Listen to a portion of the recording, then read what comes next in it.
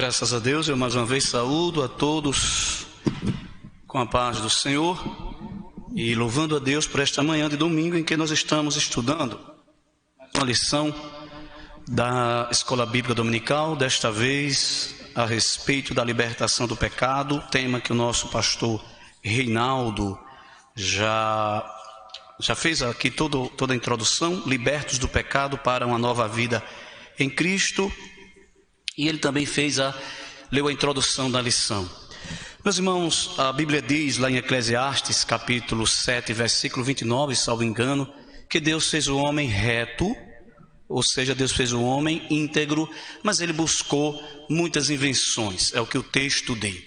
Quando Deus cria o homem, ele o cria segundo a sua imagem e conforme a sua semelhança. Então Deus cria um homem, um ser livre, dotado de liberdade de escolha ou de livre arbítrio. Deus cria o homem um ser racional e Deus cria o homem um ser possuidor de autoconsciência. Ou seja, este é o aspecto natural do homem conforme a imagem de Deus. Mas Deus também cria este homem um ser espiritual e um homem que tem a regência e a consciência da sua própria existência. Logo, este homem também é um ser moral, ele tem consciência e ele tem regência moral. Então veja, Deus criou o homem segundo a sua imagem, conforme a sua semelhança, no aspecto natural e também no aspecto moral, porque o homem é um ser espiritual e um ser moral. No entanto, o que acontece é a queda. Na hora que o homem cai no jardim, essas características ou estas qualidades ou estes aspectos da criação de Deus, que agora é o homem, eles são maculados, eles são destituídos desta glória de Deus. O texto de Gênesis capítulo 5, versículo 3, se eu não estou enganado, diz que Adão gerou um filho segundo a sua imagem e conforme a sua semelhança, a quem ele deu o nome de Sete. Veja, quando o texto de Gênesis coloca isso, não está falando que Sete é apenas um filho de Adão que parece-se com o seu pai ou tem um aspecto físico parecido com o seu pai. Não, quando o texto coloca que Adão gera um filho conforme a sua imagem e a sua semelhança, a Bíblia está dizendo que os filhos de Adão vão herdar exatamente o que a teologia chama de depravação total, ou seja, após o pecado, o homem está morto espiritualmente e morto moralmente perante Deus. Jó, no seu livro, capítulo 14, versículo 4, ele faz uma pergunta, ele diz: quem do impuro tira o puro? E Davi, quando está orando, pedindo a Deus por misericórdia, no Salmo 51, versículo 5, ele diz: a minha mãe me concebeu em iniquidade ou em pecado. Isso mostra, além de outros textos na Bíblia, que o homem sem Deus, que qualquer pessoa que não tenha nascido de novo através de Jesus Cristo, ela continua moral e espiritualmente morta. Esta é a realidade. E não se assombre com o que eu vou dizer. A pessoa pode ser a pessoa mais ética que você conhece. E sim, se ela tem uma vida ética, ela cumpre uma parte da moral. A gente não pode negar disso, que há pessoas que mesmo não sendo cristãs, mesmo não sendo crente, elas possuem ética na sua vida, na sua conduta, e elas cumprem algumas coisas da ética. Mas esta pessoa espiritualmente, se estiver sem Cristo, ela está morta, e é sobre este assunto que nós vamos tratar nesta manhã, nesta escola dominical. Então o primeiro tópico diz: a antiga natureza morta e ofensas em pecado. Paulo começa o capítulo 2 da sua epístola aos Efésios dizendo o seguinte: e nos vivificou estando nós mortos. Olha, vamos fazer aqui uma analogia. Alguém quando morre, e se um vizinho ou um parente que o ama, o chamar, falar com ele, qual vai ser a sua reação? Absolutamente nenhuma. Por quê? Porque está morto. Morto não reage, morto não responde, morto não interage de maneira nenhuma. Então, esta é a situação que o apóstolo Paulo está desenhando, ele está retratando no capítulo 2, para retratar o estado daqueles que estão sem Cristo, que ainda não foram vivificados por Jesus, estão mortos, estão sem nenhuma reação. Assim é o estado do homem sem Deus. E agora, já que este homem não tem poder de reação, não tem capacidade de reagir, quem vem até ele é o próprio Deus, lhe estendendo a mão para lhe salvar. Deus vem com a graça salvadora, lhe oferecer oportunidade para lhe dar vida. Mas este homem, ele é dotado de livre-arbítrio. Porque Deus, quando chega, e a teologia chama isso de graça preveniente, ou seja, a graça que vai despertar o livre-arbítrio do homem e apresentar a ele uma escolha para, a partir daquele momento, entregar sua vida a Cristo ou continuar no seu estado de morte. Mas eu quero adiantar, e nós vamos tratar do assunto, que esta graça de Deus, ela não é irresistível. O que significa? Que o homem pode resistir e continuar morto, apesar da oferta de Deus. O tópico primeiro diz o seguinte: no início da epístola, o apóstolo Paulo lembra que antes da regeneração estávamos mortos em ofensas, pecados, e éramos por natureza filhos da ira. Este é o quadro horripilante que o apóstolo está desenhando aqui. Talvez este seja o mais importante quadro do estado de morte espiritual e moral que o apóstolo desenha em suas epístolas. E ele está dizendo à igreja de Éfeso que no passado, antes de Cristo, os crentes de Éfeso eram igual às demais pessoas que estavam mortas, presas no pecado, andando segundo o curso deste mundo, seguindo a direção do príncipe da potestade do ar, que é uma figura do próprio Satanás. E ele diz: vocês estavam assim, mas agora Deus, que com riquíssima misericórdia nos amou, nos vivificou em Cristo Jesus. E ele vai dizer que o meio pelo qual Deus faz esta vivificação é graça. Então, salvação é a graça de Deus operando no homem do começo ao fim. Porque eu e você precisamos da graça para ser levantado do nosso estado de morte, e agora continuamos precisando da graça para sustentar em nós, olha que coisa, a nova natureza, a nova criação de Deus que veio através da salvação em Cristo Jesus. Isto é maravilhoso. Aí diz o texto aqui, nossa condição anterior. Qual era a nossa condição anterior? E vos vivificou estando vós mortos em ofensas e pecado. Qual era o nosso estado? Morto. Morto moralmente, morto espiritualmente. E o que isso significa no que diz respeito à eternidade? É que quem morre morto, ou seja, quem morre fisicamente, morto moralmente e morto espiritualmente, só vai ser ressuscitado na ressurreição do último dia para julgamento e condenação eterna. Por isso a necessidade da pessoa receber a oferta gratuita, generosa e amorosa de Deus para a salvação através da graça.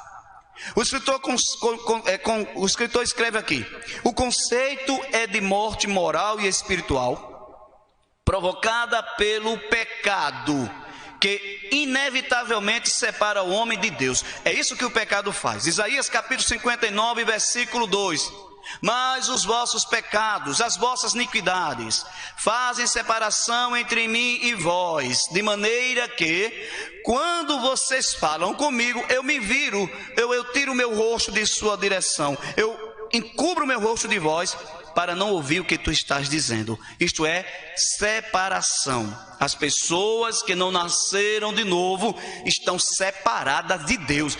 Você pode ter uma religião, você pode ser uma pessoa que pratica as boas obras, uma pessoa caridosa, amorosa, você pode ser uma pessoa que professe uma fé, mas devo lhe dizer com todas as letras e convicções nesta manhã, se você não tem o novo nascimento que é produzido por Cristo Jesus na vida daqueles que o recebem como verdadeiro Senhor e Salvador, você está morta. Você está morto espiritualmente e também está morto moralmente. O tópico segundo do primeiro tópico, na verdade o subtópico diz nossas ofensas e pecado. Então o apóstolo diz que nós estávamos mortos em nossas ofensas e pecado. E o que são ofensas? Segundo texto usado por Paulo, a ofensa quer dizer que, segundo o príncipe das potestades do ar, nossas ofensas e pecados. A má conduta em que no outro tempo andaste é descrita por Paulo por meio da metáfora do ato de andar. Refere-se às atitudes erradas adotadas na vida passada do salvo antes da regeneração. Aí diz: andaste segundo o curso deste mundo. O que é isso? As pessoas sem Deus têm o seu pensamento e a sua perspectiva de vida alinhada com os pensamentos e a perspectiva de vida do mundo. Está condicionado, está conformado com as ideias, com as ideologias, com o modo de ver, com o modo de encarar a vida do aspecto do mundo, do sistema mundano, que está caído e que, diz o texto de João, jaz no maligno. O sistema de coisas que está desassociado da vontade de Deus e está longe de agradar a Deus. Paulo disse: vocês, aos crentes de Éfeso, vocês antes, quando estavam mortos nos vossos pecados, andavam segundo o curso deste mundo. Ou seja, seguindo a direção que o mundo apontava. O apóstolo vai dizer lá em Romanos, capítulo 12, versículo 2, ele diz: não vos conformeis com este mundo, mas renovai o vosso pensamento ou vosso entendimento, para saberes ou descobrir qual seja a boa, perfeita, e agradável vontade de Deus. Quando o apóstolo diz para não se conformar com o mundo, ele está falando para a questão de conformidade. Em que aspecto? Ele está dizendo: pare de andar sobre a ótica e a perspectiva do mundo, pare de ver a vida, de encarar a vida da perspectiva do mundo e comece a passar a encarar a vida da perspectiva de Deus através da sua palavra. E isso acontece quando eu me condiciono, ou condiciono a minha mente a ser renovada pela palavra de Deus, pelo conhecimento de Deus. E aí eu descubro qual é a vontade de Deus, que é perfeita, boa e agradável para a minha vida. Quando Paulo diz: não vos conformeis com este mundo, mas renovai-vos ou transformai-vos, ele está dizendo exatamente isso. Olha, você precisa mudar a direção. Você está seguindo na direção do mundo, mas você precisa dar meia volta para seguir agora na direção de Cristo. E diz que nós andamos também nós andávamos segundo o príncipe da potestade do ar. Esse mundo está dirigido pelo diabo, gente. Sim, Satanás dirige o curso das coisas. Este mundo jaz no maligno. E quando fala mundo, está falando exatamente do sistema de coisas. Está falando de todo o conjunto de pensamento, de ideia, de visão mundana que destrói os homens. Aí diz aqui, indica que os agentes malignos têm a capacidade de influenciar os homens desobedientes e incrédulos. Por quê? Porque o Deus desse século cegou o entendimento dos incrédulos. Paulo escreveu, 2 Coríntios capítulo 4, versículo 4. O Deus desse século cegou o entendimento dos incrédulos para que não resplandeça a eles a luz do evangelho da glória de Cristo. Mas por que isso acontece? Porque as pessoas recebem a oferta maravilhosa de Deus da graça. Deus lhe estende a mão para vivificar, para tirar ele desse estado de morte, mas ele rejeita. Na medida que ele vai rejeitando esta oferta de Deus, cada vez que ele rejeita, cada vez que uma pessoa rejeita a oferta de Deus deliberadamente, sabe o que acontece? A sua mente, os seus olhos espirituais, a sua condição espiritual começa cada dia mais a entrar num estado de cegueira. E o diabo continua cada dia mais aprisionando estas pessoas. Por isso é urgente que as pessoas que estão sem Cristo percebam a oferta de Deus. E diz também que nós andávamos fazendo a vontade da carne e dos pensamentos. Tudo isso em ofensas e em pecados contra Deus. Refere-se à inclinação para fazer o mal algo inerente à natureza humana. Alguém diz, o homem é bom. Não, o homem é mau.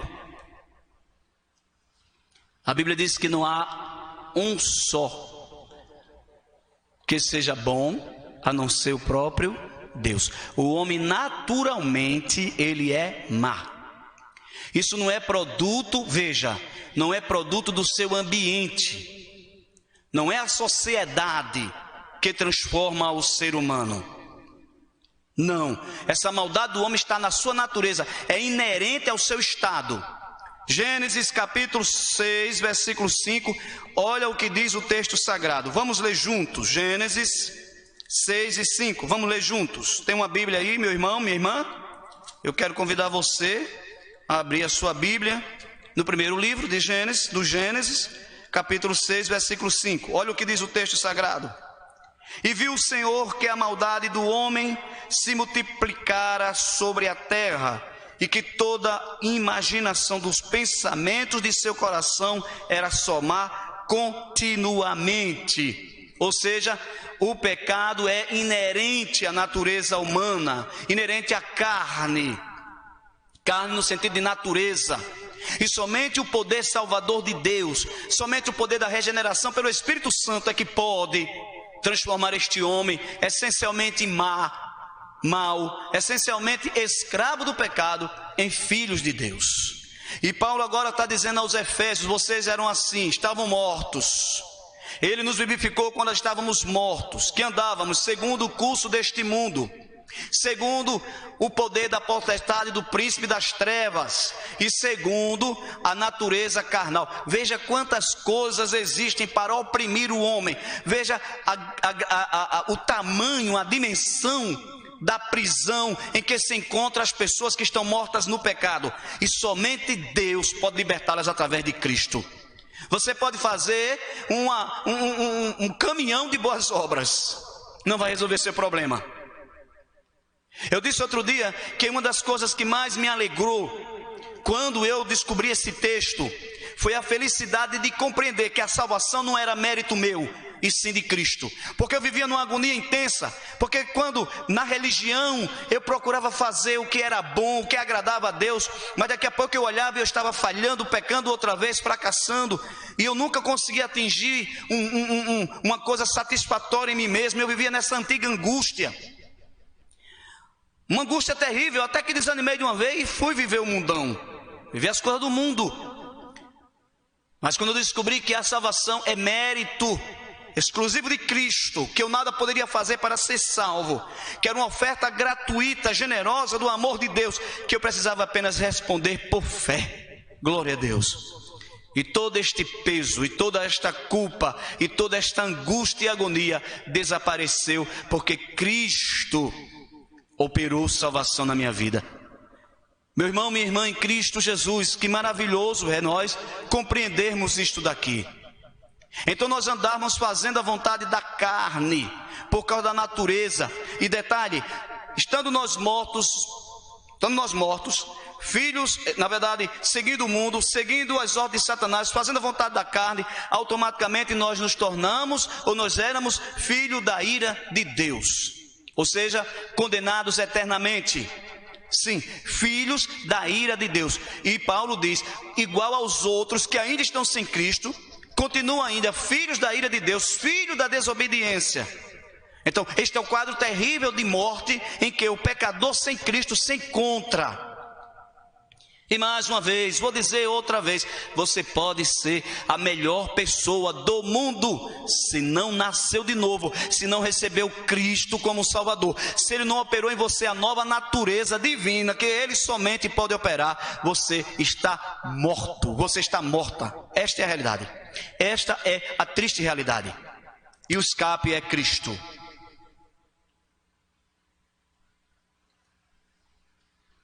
O tópico 2. O tópico 2 vai dizer como é que Deus nos vivificou. Qual é o mecanismo que Deus utilizou para nos vivificar? Deus usou graça, a graça. A graça divina. E o apóstolo vai dizer, pela graça sois salvo. Por ato de bondade e misericórdia, estando nós ainda mortos em pecados, Deus imensamente amou, e por isso nos vivificou por meio de sua graça. Irmãos, minha irmã, ouvinte, querido que me escuta nesta manhã, salvação é misericórdia de Deus para com o pecador do começo ao fim. Salvação é graça de Deus para o miserável pecador do começo ao fim. Glória a Deus. Paulo diz que este amor, ou esta misericórdia, não é uma simples misericórdia, não é uma simples compaixão. Aliás, tem muita gente confundindo as misericórdias de Deus com o sentimento que nós temos quando sentimos pena das pessoas. Não foi isso que Deus sentiu da gente. Entenda, misericórdia é um atributo inerente a Deus, que Ele olha para o miserável pecador e sabe que aquele pecador, sem o seu auxílio, está condenado eternamente. E este Deus amoroso, Paulo diz, que é riquíssimo em misericórdia, Ele vem em Cristo, glória a Deus, e nos estende a mão. Isto é salvação, alcançados pela misericórdia e pelo amor divino. Após constatar a situação da humanidade sob a ira de Deus, Paulo passa a descrever os atos divinos de amor e de misericórdia que alterarão o quadro caótico da raça humana. Ou seja, pelo seu amor, por sua misericórdia, através de Cristo, Deus nos tira do estado de morte e nos traz ao estado de vida. Muda o status de filho da ira para filhos da adoção. Muda o status de escravo para herdeiro e co-herdeiro com Cristo. Veja a abrangência e o poder desta salvação. E essa riquíssima misericórdia procede do seu muito amor com que nos amou. A Bíblia enfatiza que foi a magnitude desse amor que motivou a nossa salvação. E tem uma coisa que é preciso ser dito: Deus ama a todos, por isso Ele quer salvar a todos. O texto é enfático: Deus amou o mundo de tal maneira que deu seu Filho unigênito para que todos. Jesus disse: quando o Filho do Homem for levantado na terra, atrairá todos. O apóstolo Paulo, escrevendo a sua epístola a Timóteo, capítulo 2, versículo 4, porque Deus quer que todos os homens se salvem. Não ficou ninguém de fora, não ficou ninguém à parte deste plano maravilhoso de Deus, desta oferta generosa, maravilhosa e magnífica de Deus para tirar o homem do estado da miséria do pecado e transformar ele em filho de Deus. O que acontece é que muitos no passado rejeitaram, que muitos no presente estão rejeitando, que muitos no futuro irão rejeitar. Lamentavelmente, esta é a realidade, mas a oferta é para todos, a graça é para todos, mas ela não é irresistível. Alguém pode resistir à graça de Deus, e aí é que está, porque Deus te criou um ser livre, um ser dotado de liberdade, de poder de escolha, de livre-arbítrio. E quando Deus apresenta-se a você através de Cristo, lhe oferecendo graça que ativa o seu livre-arbítrio para te mostrar que você está no estado miserável de pecado e trazer você para a maravilhosa luz, ainda assim é a sua escolha. Deus quer saber, você vai responder com fé e vai vir, ou vai continuar onde está? Esta é a realidade. E quando alguém responde com fé, o que acontece? Este alguém é vivificado por sua graça. Glória a Deus. Quando alguém recebe por fé, esse alguém é vivificado. E o que acontece? E nos ressuscitou juntamente com Ele e nos fez assentar nos lugares celestiais em Cristo Jesus, para mostrar nos séculos vindouros as abundantes riquezas da sua graça, pela sua benignidade para conosco em Cristo Jesus. Porque pela graça sois salvos por meio da fé, isso não vem de vós, é dom de Deus. Ou seja, não há nada que alguém possa fazer para pagar o preço da sua salvação. Nada. Nada. Você pode ser aparentemente, eticamente, a pessoa mais justa que alguém conheça. Você pode ser o melhor pai, o melhor esposo, o melhor funcionário. Você pode ser a pessoa mais querida e mais amada do mundo. Isto não vai te salvar. É graça. Glória a Deus. Nós estamos salvos por causa da graça. Não estamos mais mortos, pois Cristo nos deu vida outra vez. Fomos vivificados sem mérito algum. Tudo foi efetivamente por meio da graça, o favor imerecido de Deus. E a outra coisa é que nós não merecíamos. Além de Deus nos dar gratuitamente, nós não merecíamos. Precisamos ser gratos a Deus todos os dias, todas as horas da nossa vida, reconhecendo o que Ele fez por nós. Porque nem eu, nem você, meu irmão, minha irmã, nós não merecíamos. Estávamos mortos sem condição de nos levantar do nosso estado miserável de pecado. E Deus, mesmo nós sendo um imerecedor, nos amou de uma maneira tão grande que nos salvou através da graça. E depois que nos salvou pela graça, sabe o que foi que Ele fez? Ele nos exaltou. Nos exaltou porque Ele nos ressuscitou com Cristo e nos assentou nas regiões celestiais com Cristo. Olha só, o apóstolo dos gentios ainda destaca que o poder de Deus nos ressuscitou juntamente com Ele e nos fez assentar nos lugares celestiais em Cristo. O que significa? Observe que a palavra juntamente indica que Deus concede ao homem os mesmos benefícios alcançados por Cristo, a ressurreição, a vida eterna e o galardão nos céus. Alguém pode estar se perguntando, mas isso já aconteceu? Nós já ressuscitamos? Não, mas a obra da ressurreição já começa a acontecer em nossas vidas. Por quê? Porque, entenda uma coisa, na hora que alguém vai a Cristo, e agora ele recebe a nova criatura, e ele precisa alimentar esta nova criatura, através de uma vida de piedade, de obediência a Deus, através da observação da sua palavra. Deus a cada dia vai transformando esta pessoa. O apóstolo Paulo, escrevendo lá na segunda carta aos Coríntios, no capítulo 3, 18, ele diz que de glória em glória nós estamos sendo transformados à imagem daquele que nos salvou. Ou seja, eu gosto de um termo porque na área da ciência da computação existe um conceito chamado de engenharia reversa. O que é a engenharia reversa? A engenharia reversa é quando alguém pega um código, um programa que está pronto, já está lá todo pronto, e ele começa a desconstruir este programa até chegar na linguagem original, na linguagem primária do programa. E fazendo aqui uma analogia, é isso que Deus está fazendo conosco. O pecado de Adão nos afastou de Deus e quebrou, tirou, arruinou, não destruiu, veja, não destruiu, mas arruinou a semelhança de Deus na nossa vida, arruinou a imagem de Deus na vida do homem. Por isso o homem está no estado de depravação moral e total. Mas agora, quando Cristo começa através da graça a operar a regeneração, o que está acontecendo? Nós estamos voltando e nos tornando a imagem daquele primeiro Adão antes da queda, que era a semelhança de quem? De Deus. Agora Paulo diz que Deus que nos salvou e que nos predestinou para sermos conforme a imagem do seu Filho.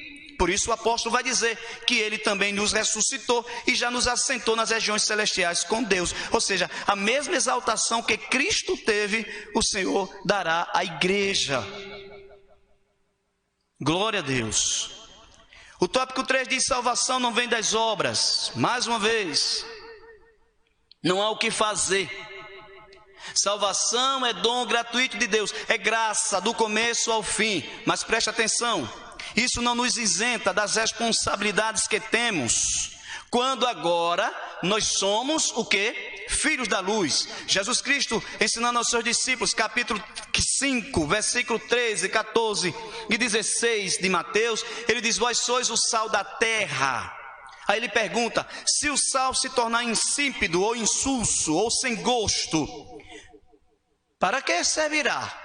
A resposta é simplesmente para nada. E Jesus diz: servirá para ser pisado pelos homens. Ou seja, é quando alguém que nasceu de novo, mas agora não vigia, não busca Deus, não ora, e agora começa a não vigiar e a se desprender desta vida nova que Cristo lhe deu, ele começa agora a se transformar naquela criatura velha. Jesus disse: vocês são a luz do mundo. Olha que responsabilidade. Não se pode esconder uma cidade sobre o monte.